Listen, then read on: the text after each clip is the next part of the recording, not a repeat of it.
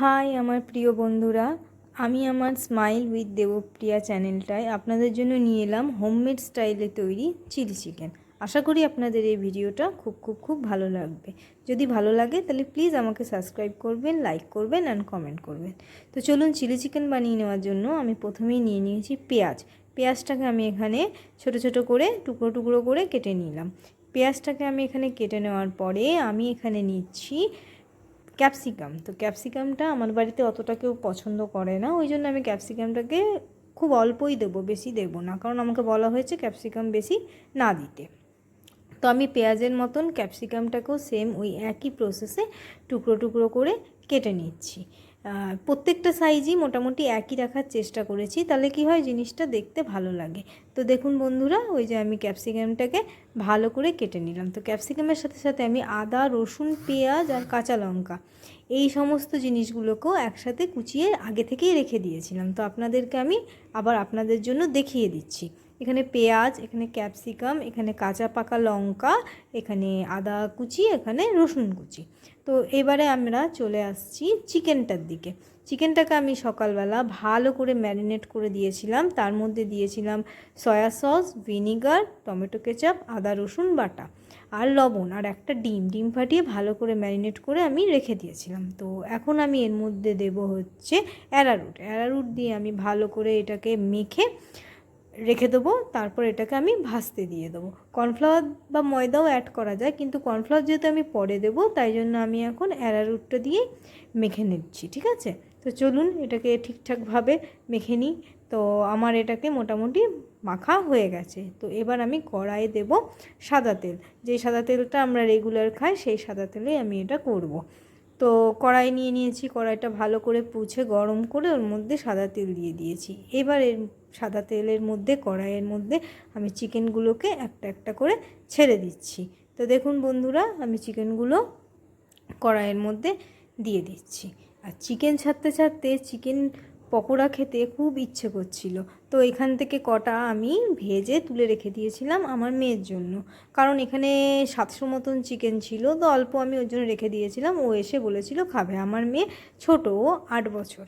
তো চলুন, আমি এখানে চিকেনগুলোকে ভালো করে এবারে লাল লাল করে ভেজে নিই। যেটা এখন ট্রেন্ডিংয়ে খুব চলে, লাল লাল ঝাল ঝাল চিকেন, ঠিক ওই রকমই লাল লাল ঝাল ঝাল চিকেন। তো যাই হোক, এবার আমি চিকেনগুলোকে এপিট ওপিট করে ভালোভাবে ভেজে নেব। ফার্স্টে এক পিঠটা ভালোভাবে ভাজা হয়ে গেলে, নরম হয়ে গেলে, লাল হয়ে গেলে, তারপরে আমি আরেক পিঠকে চিকেনগুলোকে উল্টাবো। আর চিকেনগুলো যাতে একে অপরের গায়ে না লেগে যায়, এই জন্য আমি চিকেনগুলোকে দেখুন ভালো করে এই ঝাঁঝরিটা দিয়ে কেটে আলাদা করে দিচ্ছি। কারণ চিকেনগুলো যদি একে অপরের গায়ে লেগে যায়, তখন ছাড়াতে গেলে কোটিংগুলো না, যেগুলো চিকেনের গায়ে আছে, ওগুলো সব উঠে যায়। এটা আমার ক্ষেত্রে খুবই হয়, ওই জন্য আমি প্রত্যেকটা চিকেনকে আলাদা আলাদা করে রেখে দিচ্ছি। এবারে চিকেনগুলোকে আমি ওপিট করেও সেম একই প্রসেসে ভালো করে দেখুন ভেজে নিচ্ছি। এবার ভেজে নিয়ে আমি চিকেনটাকে তুলে দেবো একটা বাটির মধ্যে। তাহলে চলুন বন্ধুরা, আমরা চিকেনগুলোকে একটা বাটির মধ্যে তুলে ফেলি।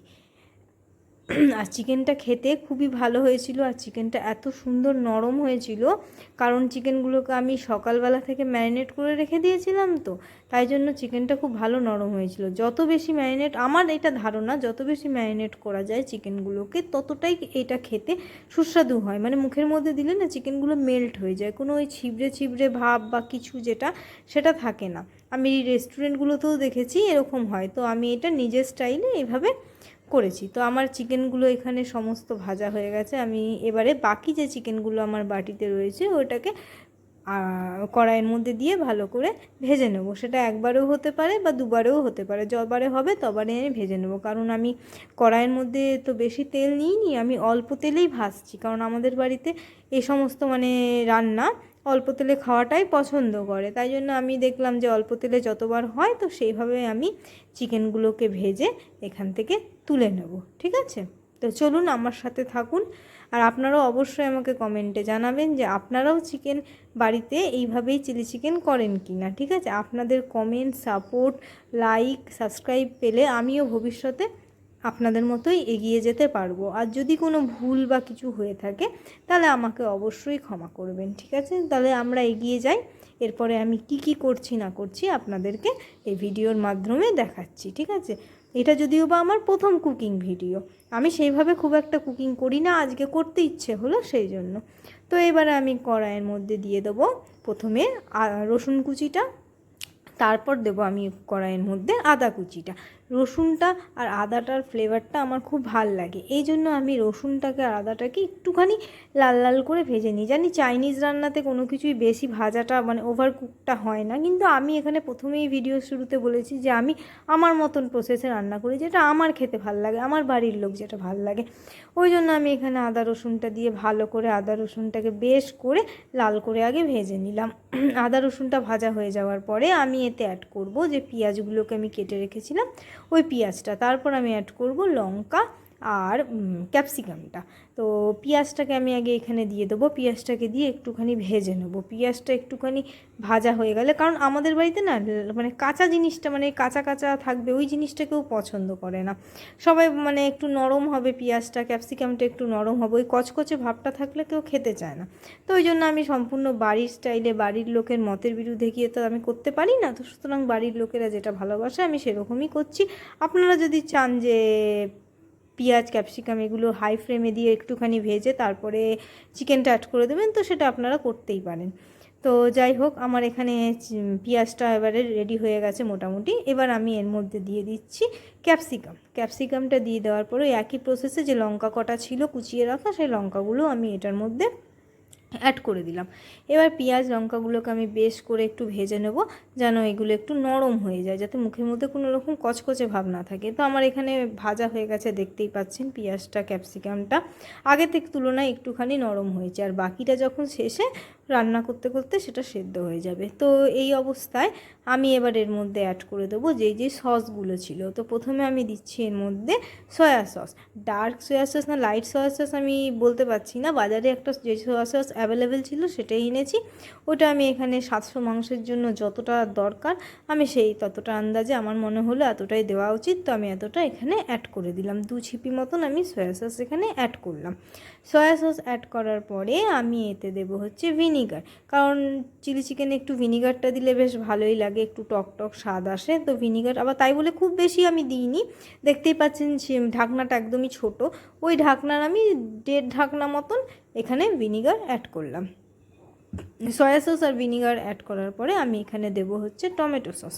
তো টমেটো সসটা আমি এখানে অ্যাড করব। আমি এখানে কোনো পরিমাপ বা পরিমাণ নিইনি, আমার নিজের যেটুকু মনে হয়েছে আমি সেইটুকুই অ্যাড করেছি। তো যাই হোক, আমি একটু মনে হয় টমেটো সসটা একটু বেশিই দিয়েছি, এখানে ভালো লাগে খেতে, ওই জন্যই আমি আর কি বেশি দিয়েছি। তো মেয়ে তো বাড়িতে বলেই গেছে যে চিলি চিকেন যেন একটু ভালো কালার হয়, তো ভালো কালারের জন্য আমি এখানে অ্যাড করব লঙ্কা গুঁড়ো। তো লঙ্কা গুঁড়ো হচ্ছে এখানে কোনো মানে আমি শুকনো লঙ্কা গুঁড়ো অ্যাড করিনি, আমি এখানে অ্যাড করেছি কাশ্মীরি লঙ্কার গুঁড়ো, জাস্ট কালারটা আসার জন্য, আর একটুখানি স্বাদের জন্য গোলমরিচ। কিন্তু গোলমরিচ আমাদের বাড়িতে খুব একটা সবাই পছন্দ করে না, কারণ খুব সবার ঝাল লাগে, তো যাই জন্য আমি দেখতেই পাচ্ছেন একদম অল্প একটুখানি গোলমরিচ অ্যাড করেছি। তো এগুলো অ্যাড করে দেওয়ার পরে আমি পুরো সব জিনিসটাকে বেশ করে কষিয়ে নিচ্ছি মানে ভালো করে ভেজে নিচ্ছি। তো ভেজে নেওয়ার পরে আমি এখানে যে আমি মাংসটাকে ওখানে রেখেছি বাটির মধ্যে, ওই মাংসটাকে আমি এই গ্রেভিটার মধ্যে অ্যাড করে দিচ্ছি। তো দেখতেই পাচ্ছেন বন্ধুরা, আমি মাংসটা এখানে অ্যাড করে দিলাম, ভাজা মাংসটা। তো ভাজা মাংসটা অ্যাড করে দেওয়ার পরে এটাকে ভালো করে আমি বেশ করে কষিয়ে নেব, যাতে খেতে টেস্ট হয়। তো ভালো করে এখানে মাংসটাকে আমি কষিয়ে নিচ্ছি। কষিয়ে আমার মোটামুটি মনে হয় কষানো হয়ে গেছে। তো কষানো হয়ে যাওয়ার পরে আমি এখন যেই নেক্সট কাজটা করব সেটা হচ্ছে কর্নফ্লাওয়ার অ্যাড করব। এই জন্য আমি বললাম যে মাংসটাকে আমি আগে অ্যারারুট দিয়ে মিক্সড করে তারপরে ভেজেছি, যেহেতু আমি পরে এখানে কর্নফ্লাওয়ার অ্যাড করব, ওই জন্য দুটো জায়গাতে আমি কর্নফ্লাওয়ার অ্যাড করলাম না। আপনারা চাইলে আগেও ময়দা কর্নফ্লাওয়ার দিয়েও মাংসটাকে মেখে রাখতে পারেন, কোনো অসুবিধা নেই। তো আমি এখানে একটু ঈষদুষ্ণ গরম জল নিয়েছি, ঈষদুষ্ণ গরম জলের মধ্যে আমি 3 চামচের মতন কর্নফ্লাওয়ার অ্যাড করলাম। তো আমার চামচটা আপনারা দেখতেই পাচ্ছেন ছোটো চামচের আমি 3 চামচ এখানে কর্নফ্লাওয়ার অ্যাড করলাম। তো কর্নফ্লাওয়ারটাকে আমি ভালো করে এখানে মিক্সড করে নেব। বেশ করে কর্নফ্লাওয়ারটা এখানে মিক্সড হয়ে গেলে আমি ওই চিকেনগুলোর মধ্যে কর্নফ্লাওয়ারটাকে দিয়ে দেবো। তার আগে আমি একবার চিকেনগুলোকে মিক্সড করে নেব, দেখে নেবো যাতে নিচে না লেগে যায়।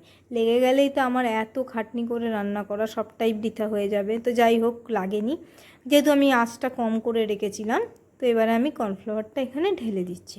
কর্নফ্লাওয়ারটা এখানে ঢেলে দেওয়ার পরে এবারে আমি চিকেনগুলোকে কর্নফ্লাওয়ারের জলটার সাথে ভালো করে এখানে বেশ করে মিক্সড করে দেবো।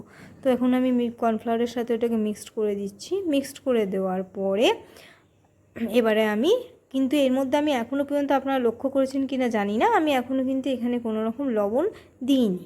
এবার আমি এখানে লবণ অ্যাড করব, কারণ এখন আমার মনে হলো এখানে লবণ দেওয়া উচিত, যেহেতু সসের মধ্যে অলরেডি লবণ দেওয়া থাকে। তারপরে চিকেন পকোড়াটা যখন আমি ভেজেছি ওখানেও লবণ অ্যাড করা ছিল, ওই জন্য আমি আগে থেকে লবণটা দিইনি।